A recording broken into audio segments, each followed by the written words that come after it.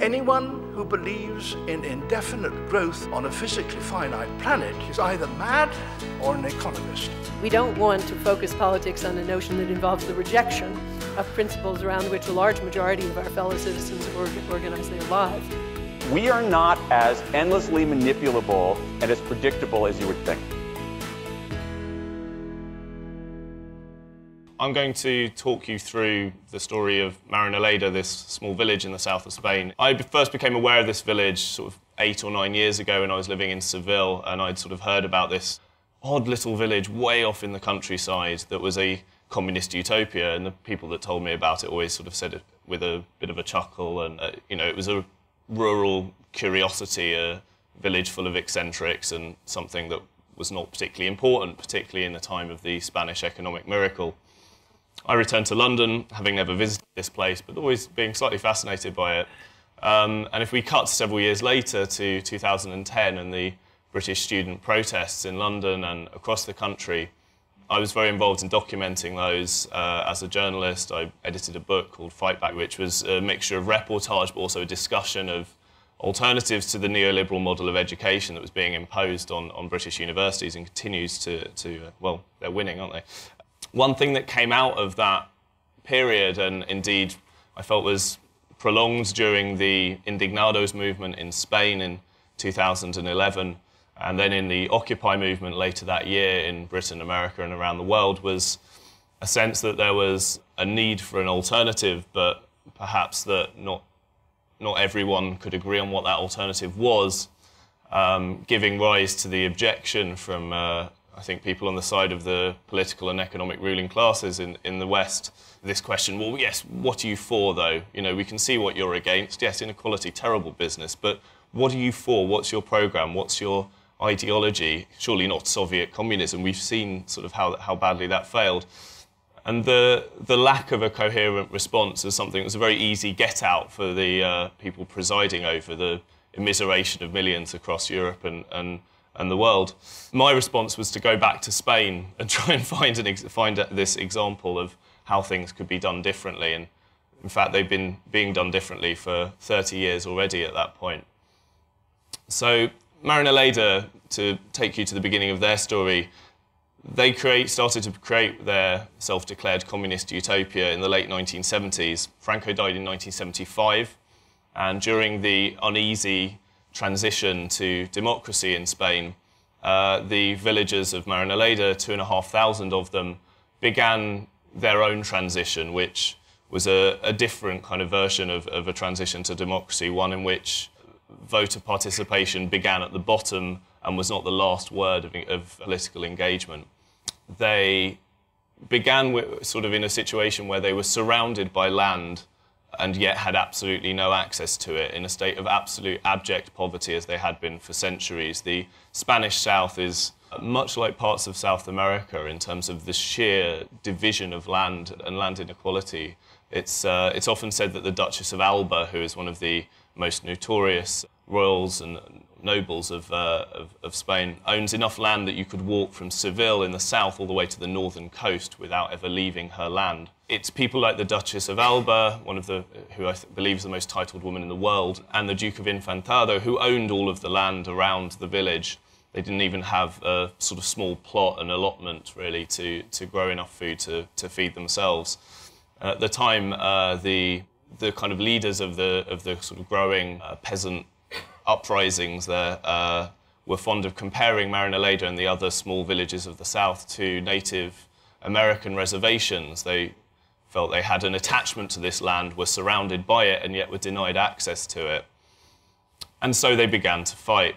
They first of all went on hunger strike in 1979, and then again in 1980, but that time for, I think it was 17 days, and 700 of them, women, children as well, and men as well, all went on hunger strike. This drew the attention of the Spanish media to the village. And the claim from the very beginning was simply, we want autonomy, we want justice, and for them that meant just a bit of land to call their own, to farm, to feed themselves, nothing more than that, really. The protests were extraordinary in their persistence and continued throughout the 1980s. Each time they chipped away a little bit at the regional government, but they would be arrested and thrown off the land and imprisoned for a time, and then they'd start again.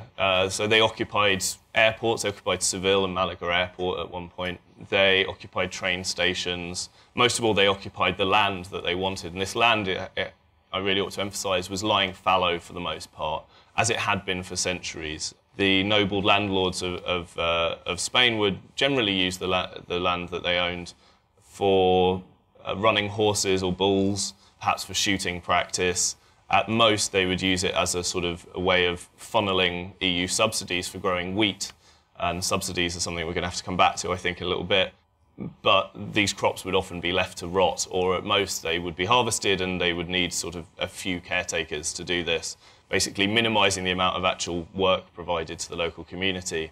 To cut to the end of the 1980s, which is, several chapters worth of my book, they won the land. They got to 1991, and the regional government in Seville, who were about to host the 1992 Seville Expo with the world's eyes upon them, got scared enough by the constant antics of protest and rebellion that they said, you know what, you can have some of the land. And they were granted 1,200 hectares of land belonging to the Duke of Infantado, who was paid off with some small compensation, undisclosed sum, we don't know how much. He seemed not to care either way, and in fact the mayor of the village said that he felt that they'd done the Duke a favour, really, because he didn't need that land anyway and he'd got a bit of money for it. So with this 1,200 hectares, their own end of history in 1991, they began to farm, which they do collectively. The workers are paid €47 a day for a 6.5-hour day, which doesn't sound like an awful lot of money, but it's actually twice the Spanish minimum wage. Very low cost of living in the south of Spain generally, which is just as well because the unemployment there rate at the moment is 36%, I think. And if you're under 25, the unemployment rate is currently hovering somewhere around 58%. The scale of the crisis in Spain in general, but in Andalusia, the south in particular, is phenomenal. I mean, it's there to stay. I mean, sort of the IMF predicts that the national unemployment level will remain at 25% for the next 5 years. There is not really a recovery in the making either. The scale of the collapse has been so absolute. So yeah, they work on a shift basis on the farm. It employs not everybody in the village, but employed vast numbers of those who needed that work. Unemployment at the beginning of their story in the 1970s was around 60%. It's now down to about 5%. And I should address the communist utopia aspect of it. It is neither fully communist nor, from what I've seen from several months there, fully a utopia either, I'm sad to report. The chinks in their communism come in the fact that it's essentially a mixed economy. If you want to start a small pizzeria or a cafe or a bar, then you're very welcome to do that, and no one's going to stop you doing that.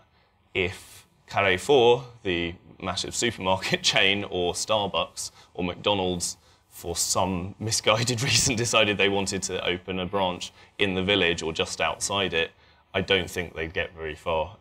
It wouldn't make a great deal of economic sense to do so in the first place, but that is everything that the village stands against, and I think they would be shot down fairly quickly.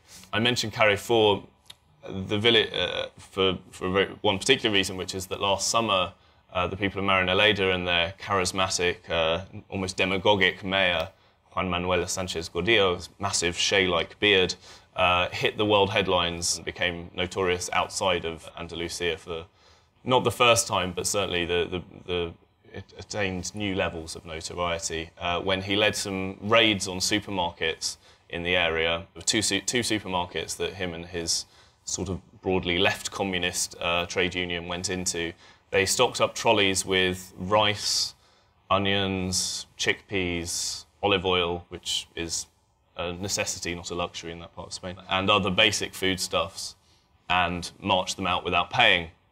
They then distributed this food, and it was only sort of 10 trolleys worth in each place, not enough to address the poverty and hunger in Andalusia.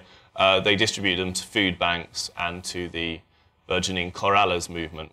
This was an act of redistribution by force and was, as far as the Marinaledans were concerned, a bit of propaganda of the deed, an action to demonstrate the intense levels of inequality and poverty that were emerging fast in Spain.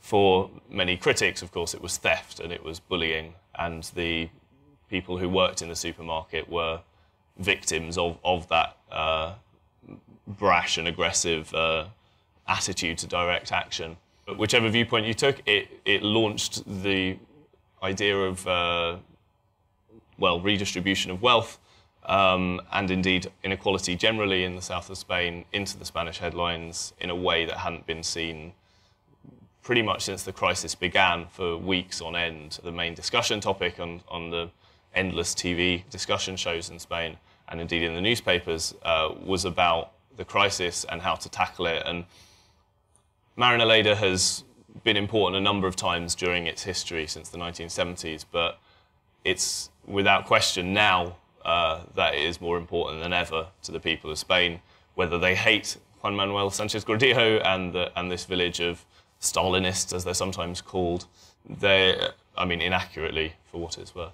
They, at this point, are being held up above the parapet, I suppose. They are more than just a small village in the middle of the countryside, which is effectively what they were until 2008, 2011, particularly when the Indignados movement began to look for answers themselves. And I suppose what I found in Marinaleda and in Andalusia is not an answer to the world's problems and not an answer to the problem of what the alternative to capitalism might be. But in having grown up in a world in which TINA, there is no alternative, or as Mark Fisher calls it, capitalist realism, the sort of submission to a neoliberal mindset in every aspect of our daily lives, was the norm until kind of for me personally, the student protests began to sort of question the, I think, obvious failure of the model we have, a failure which is acknowledged even by those who subscribe to it in many cases. You do manage to convince that there is an alternative. Now, whether Marinaleda is the alternative or not, I think it can't be said enough that there are alternatives at a time of questioning and anxiety. I think that is absolutely critical. But I wanted to sort of ask you a question about whether Marinaleda actually sort of reverses our problems. Mm-hmm. In a sense, you have a market system which is innovative, but alongside that generates inequality and injustice. Mm-hmm. Does Marinaleda generate justice and greater equality, but then conversely sacrifice innovation in return for that? I mean, fava beans and artichokes, these are not sort of high innovation areas. They're not, and there's an open acknowledgement of that, and an open acknowledgement of that they almost trumpet the fact that they reject some of what they would describe as the logic of capitalism. So they're particularly keen, and Sanchez Gordillo especially is particularly keen of talking about efficiency and why he rejects it. So the efficient thing to do with the land that had been owned rather by the Duke of Infantado and the Duchess of Alba was to farm wheat, because you could get subsidies from the EU and from the regional government and from the national government, and you didn't really need to employ anyone. Sanchez Gordillo proudly says we are not interested in, for me that is efficiency. What I want to do is to create not profit but jobs. And so they actually choose the crops they've chosen for their land, things like fava beans and artichokes and peppers of myriad different kinds, aren't really the most cost-effective or efficient crops for them to grow, but they are labour-intensive. Now that's quite that's a very planned economy in the sense of sort of being determined that you're going to create work above all else, and it kind of bears repeating that isn't in itself a noble end in the sense that the actual individual workers I spoke to there, who are for the most part thoroughly behind this project, and indeed who vote Sanchez Gordillo and his political party in clean and fair elections time and time again, and have done since the 1970s, that doesn't mean they love the work. It doesn't mean it's any less backbreaking or exhausting or banal. So there is an absence of innovation. That's absolutely true, and that's something that is part of sort of intrinsic to their model almost, to the detriment, I think, of the opportunities, life opportunities of the young people of the village, and they're starting to realise that their options are limited. They stay in the village and farm, or they leave the village, and leaving the village at this particular moment in time is not a particularly attractive option either. No. So in a sense, as, and hopefully Spain does recover strongly from the economic difficulties it's in a sense, it might be at that moment that Marinaleda faces its greatest challenge, because then the younger generation may be more tempted to seek opportunities in Granada, Seville, maybe further afield in Madrid, Absolutely. Barcelona. And a lot of them already are tempted, but they see what happens when they visit their friends in Seville, Granada and Malaga, the big cities of the region, and just how parlous the opportunities there are at the moment. I mean, the title of today's talk is A Future Beyond Capitalism, which made me think, actually, there is a movement in the United States of America beyond capitalism, which is based very much around the growth of cooperatives, employee ownership, worker associations to try and drive up wages to living wages and so on.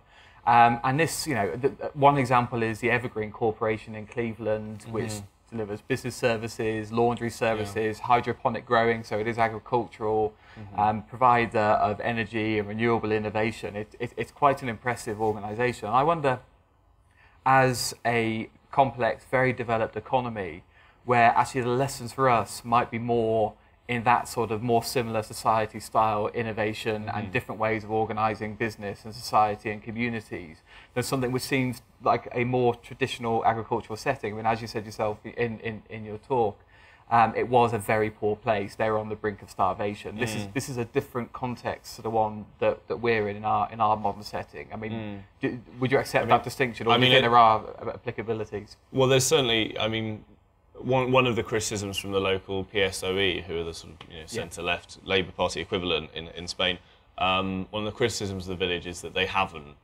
sought out any alternatives in terms of themselves to farming. That has only ever been the goal. There is this almost messianic sort of fated association with the land. This is what we are destined to do, and I think perhaps an interesting analogue to what you're talking about in America is the Mondragon Corporation in the Basque Country, which is, I think, is it the largest cooperative in the world? I believe it is. 80,000 people, I think, are employed there, and that is, that exists in a much more complex sort of organism and conurbation than the Spanish pueblo of 2,500 people, where everybody knows everybody, many people share the same surname. It sort of bears repeating just how tiny this village is. It's sort of one main street with some side streets off it, a couple of churches, and a sports stadium, and sort of other slightly unusual things for a village of their size. But it is a simple organism as such. It's not a city. And I don't know. Perhaps you could tell me more about this Cleveland example in terms of how long has that been running?